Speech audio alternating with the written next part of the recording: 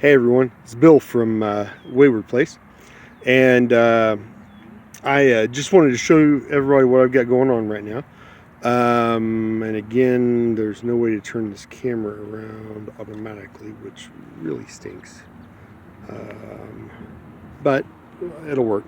In any case, what I wanted to show you is this right here. This right here is a culture of, it hasn't started growing much yet. You can see a few white dots in there, but this is a culture of oyster mushrooms. It's been inoculated. Should take about 2 weeks or so under more or higher temperatures to inoculate this entire bag of straw. And I'm going to say it's probably going to take 3 weeks or so, possibly even a month to fully inoculate this bag, because I'm out here in the elements. I'm out here in the cold. I'm living in my truck. Like today is in the 40s and rainy. So I've got that.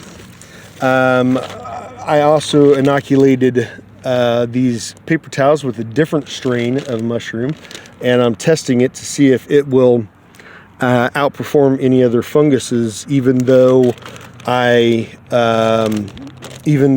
did not boil the water because I didn't have any way to do that. I'm doing the same here with this sawdust in this 2-liter bag. This is cedar sawdust, and it will inoculate, but because of the oils, it will take longer. And I've got the same thing over here. This is cedar sawdust as well, and I'm seeing how long it takes to inoculate that. This is the same strain as those, and I don't remember what that strain is off the top of my head, but this is paper towel and toilet paper and some cedar, a little bit of cedar sawdust there in the top to finish filling it up. That was caused, actually, you can see a mescal bean right there. That's down in there, but I had stopped and got a soda pop, and a 44-ounce soda pop. You know, I don't drink those very often anymore, and I thought, hey, this would be great. So I went ahead and got one, and sure enough, my dog wasn't doing what she was supposed to be doing, and I was going around a curve on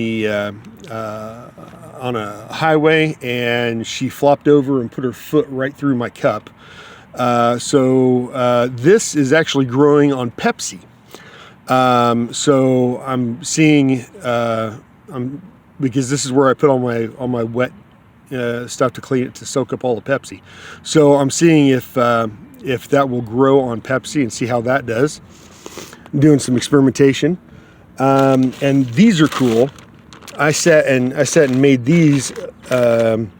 These are the same strain as the others, not the oysters. I can't remember what it is. I will have to. I'll see if I can figure out how to use the link thing, but I'll put it in the description what that is. But these balls are growing, and each one has a tiny bit of mycelium in it to inoculate it. And I left the bag open instead of cutting holes in it.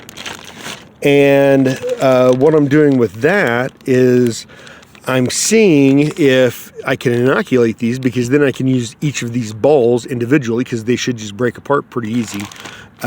See if these individual balls I can then use to inoculate other things. So let me see. I've got one more here that I did. It's got a little bit of cedar sawdust in there because I put too much water in. This is cardboard, if you can tell. It's rolled up cardboard, and I actually pushed some mycelium down inside the cardboard, and then I had too much water on it. And again, I left the top of the bag open so that it could breathe a little bit. That's why I threw the cedar sawdust in there, is because I had too much water. So I've got those, and I'm keeping those primarily out of sunlight. I mean, through that window over there, there's going to be some sunlight come in. But then these are the bags of sawdust, the cedar sawdust that I collected. I've got all those. I got one more right up there. And look at this. Lowe's gives away their scraps. So I've got boards here that are not in the best condition. Some of them are twisted. Some of them are really bowed, like this one right here. I mean, it looks like a rocking chair, you know, if you can see down it. But then these two pieces of, I think this is 3/8 plywood, or somewhere right around there, which isn't that much, and they're bowed too, but you know, I can screw those down. I'm going to be using those to cut hive parts out of.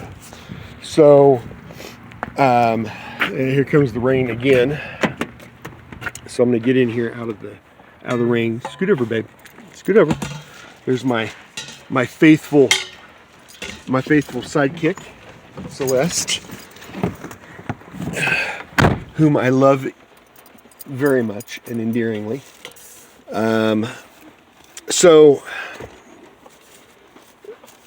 that's what I've been doing for the last day and a half. I mean, that's part of what I did today, part of what I did yesterday. And my question to you is, wherever you want to be, what are you doing each day to get there? You know, I'm living in my truck 1,000 miles from home, more than 1,000 miles from home. Celeste, stop, quit. Trying to make a video here. Hey, you got to scoot over. Stay. So she doesn't want it. She wants belly rubs. I guess she's not gonna leave me alone until I give her a belly rub. So in any case, you know, I'm 1,000 miles from home, or over 1,000 miles from home, and I am still working on my dream. I am still working on doing what I know God wants me to do, what I know Jesus intended me to do. You know, and you know, beekeeping and raising funguses, that's only a small piece of it. That's only scratching the surface. Okay, but Celeste, enough. Cease.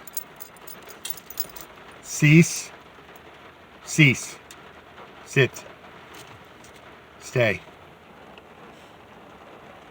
All right, thank you. So, you can do little things that will help you. You can do little things that will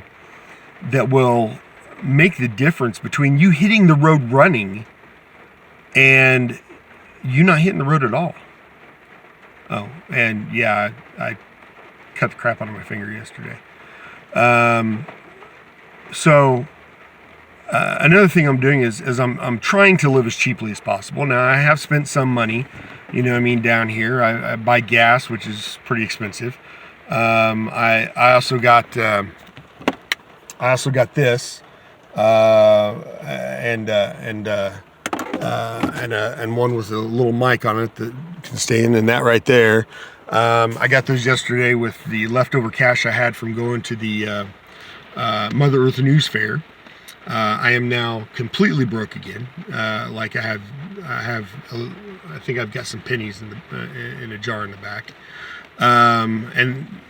But I'm trying to live as cheaply as possible, still do what I need to do, but that way my family has money back in Indiana to survive and live, and that way we can save some money towards buying equipment or things like that. Now, I probably have it a little bit better than some of you, because due to the wreck that we were involved in, the insurance companies wouldn't. There were 3 insurance companies involved. None of them would pay the bills. My health insurance company paid on a couple of the bills. and then the medical costs and stuff, and then they finally said, hey, wait a minute, we're the only one paying. We're not paying until your car insurance pays. And my car insurance that I thought was trustworthy, my car insurance said, well, we're not paying until his car insurance pays. And his car insurance said, well, no, we're not paying because he was in breach of contract because he was drunk. He wasn't allowed to be drunk per his, because it was the 17th alcohol-related offense that he had. And there were a few of the others. Some of them were PIs, like public intoxication. Some of them were drinking while driving or drinking under the influence, whatever your state calls it. So I ended up having to sue all three insurance companies to get them to pay the bills, which is ridiculous because that's what I paid them for. You know what I mean? That's what I paid all my premiums for, and they wouldn't do it. It wrecked my credit. It wrecked my credit rating. It was. I didn't use credit for 20 years anyway, so it was already zero because of the new laws on credit, where you have to keep some sort of credit for if you don't have some sort of credit for 6 months, then your credit score automatically goes back to zero, which is ridiculous. But in any case, so I had zero credit, but it was worse than zero because all these bills hadn't been paid on time or didn't get paid for a few years. And so I'm like, why am I paying all this money to my health insurance premiums? And why am I paying all this money to my car insurance when they won't do what the contract that I have with them says that they will do? So in any case, we should end up getting a settlement from the insurance companies.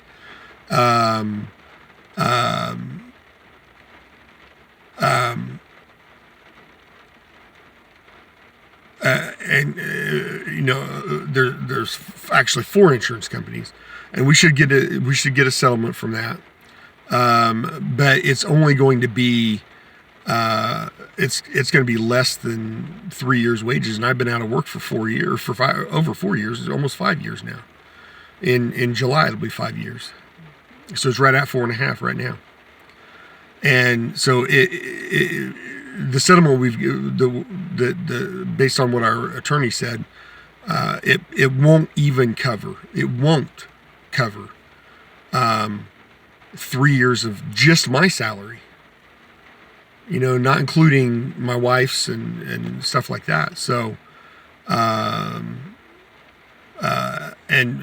so we have it better in that case because we're going to get this lump sum, at some point in the future. Our attorney said, well, it won't be too much longer. But in attorney speak, I have no idea what that means. But that doesn't mean that you can't be saving money now. You have to learn to live on less than what you have been living on. You have to learn to live on almost nothing. Okay? As little as absolutely possible.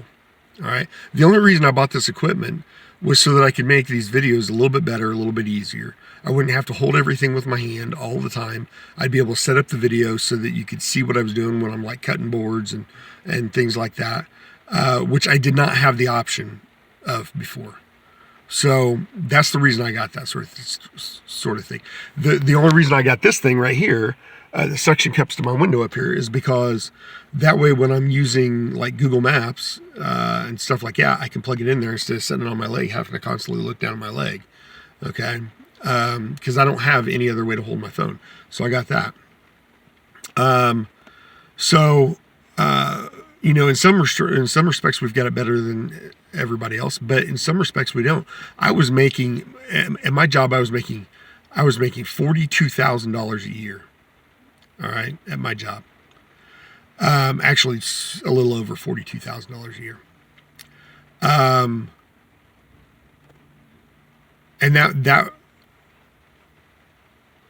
that dropped as soon as that guy hit me, or as soon as that guy hit us, I should say. That dropped from $42,000 a year down to down to zero. All right. For 3 years, it was zero. And now I'm on disability. And I'm unemployable. I've put in hundreds of applications, and because of my problems, nobody wants to hire me, which I totally understand. I probably wouldn't hire me either, not for a regular job, not to where you have to be here at a certain time on a certain date to do a specific task for a certain length of time, because there are times when I don't know if I can actually get up in the morning. There are times when, like this conference I went to, it used up so much of my brain power that it literally drained me, and I slept for 2 days. All right. Well, you can't do that and have a regular job. All right. I can do that and be a homesteader, but I can't do that and have a regular job. So I'm on disability now. My wages went from $42,000 a year down to, I think, $14,000 a year. Might be a little bit. It might be 16,000, something like that. A fairly significant jump. Okay, so we've had to. We've got a really, really good family, and we've got great friends, and they helped us out for those 3 years. I mean, my family still helps me out sometimes, but they helped us out for those 3 years that I had zero income, and I was laid up in bed for easily two of those years. Okay, I mean, I could barely get out of the bed and barely get out of the house. So, so in some respects, some of you have it way better than me, because you're making $30,000 a year, or you're making $40,000 a year, or even $25,000 a year, but you're living like you make $40,000 a year, and you should be living like you're making nothing or almost nothing. I understand getting your, I totally understand getting your groceries from a grocery store, because you have to survive. Right now, I am to the point that I believe that the food we are eating is killing us from the grocery stores. The food that is produced by, what do you call it? Modern agriculture, monoculture systems. And the reason I believe that is because I believe it is nutrient deficient. And because it's nutrient deficient, your body can no longer fight off illnesses because you've eaten this stuff for so long. And I mean, my family's sick all the time. All right.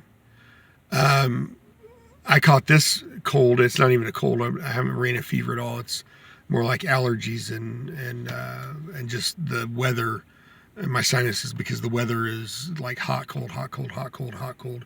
And so my sinuses drained down my lungs, and I've been coughing crap up.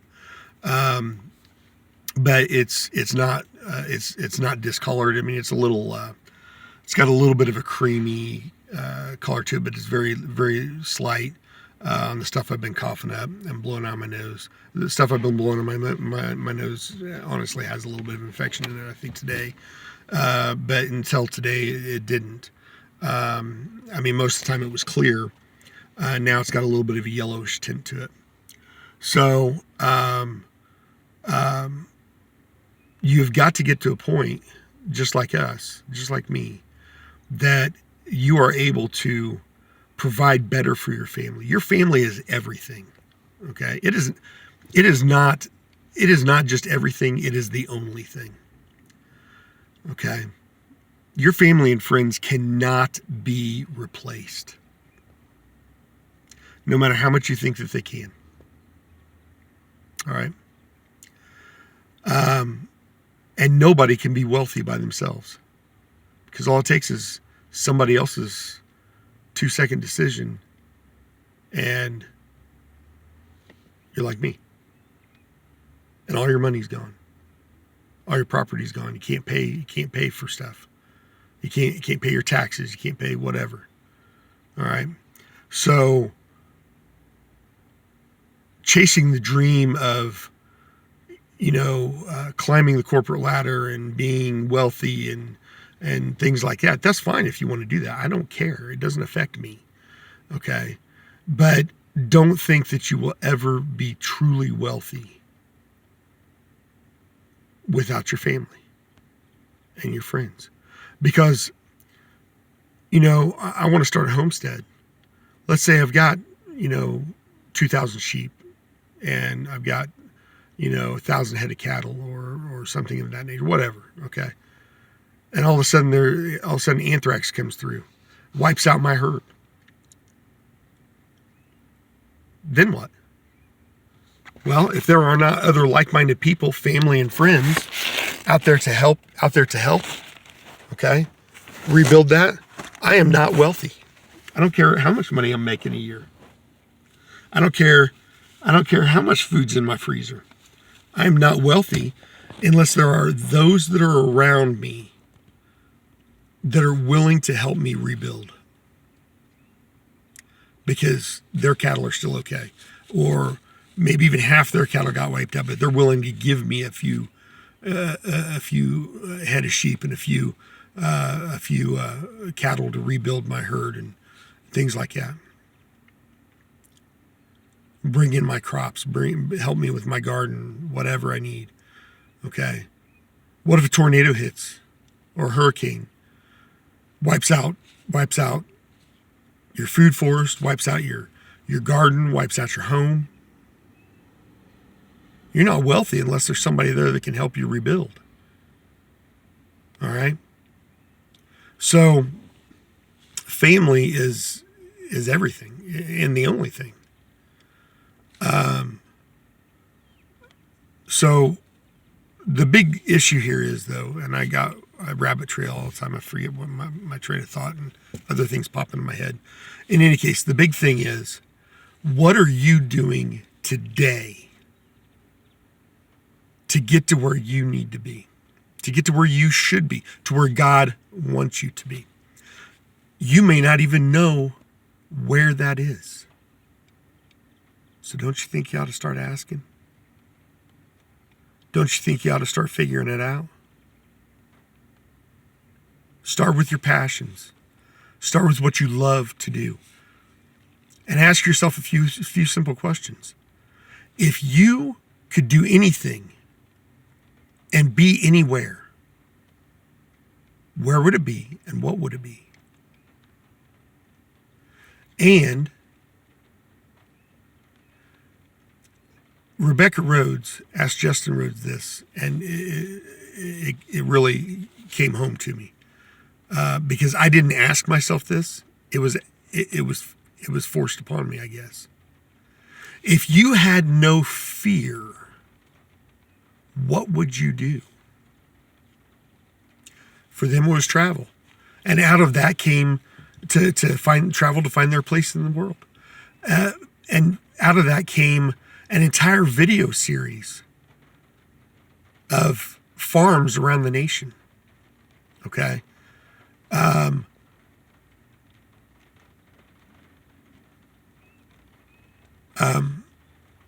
But if you had no fear,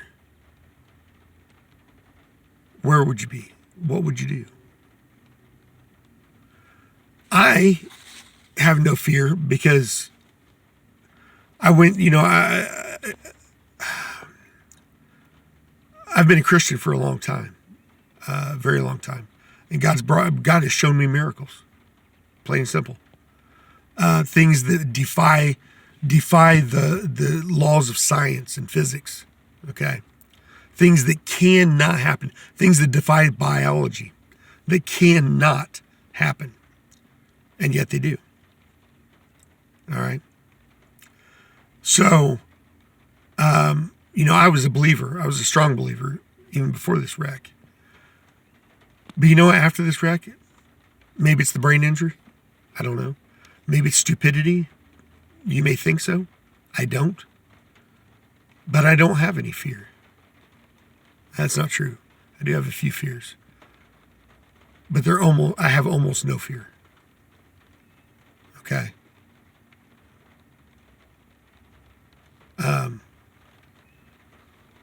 The only fear I have at this point is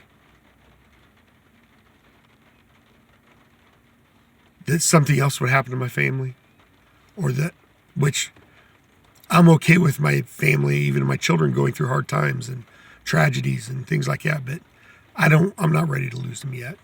Okay. But I'm not really afraid of that because they're all Christians. I know I'll be with them again. But I don't know. That's not really a fear I have. One fear I have is losing the rest of my mind and still being able to get glimpses of the fact that I've lost it, like Alzheimer's or dementia. That kind of scares me because I'm halfway there already. All right, maybe more than halfway there already, and if I was completely gone, I wouldn't know, so it probably wouldn't bother me. But to get glimpses of the fact that you cannot remember who you are or who your family is or who your loved ones are or even who God is, that kind of scares me. All right. But other than that, that's pretty much it. I'm not afraid to die. I've already been dead 9 times. Okay. I'm not afraid to be in pain. I'm in pain every single day. All right. Some people say, well, yeah, torture's worse, but no, it's really not. Okay. I mean, how bad can torture get? To the point you want to die? I'm already there. I've been there for years. Okay. So that's not an issue. Okay. Now I kind of hope I go quick again, like I did the last time, 9 times. Okay. But that's up to God. All right. So, I don't have any fear, which is why I'm here. It's why I'm doing what I'm doing. It's why I'm 1,000 miles from home by myself with my dog. Okay. Who doesn't speak English. All right. What are you doing today to get to where Jesus wants you to be? Think about it.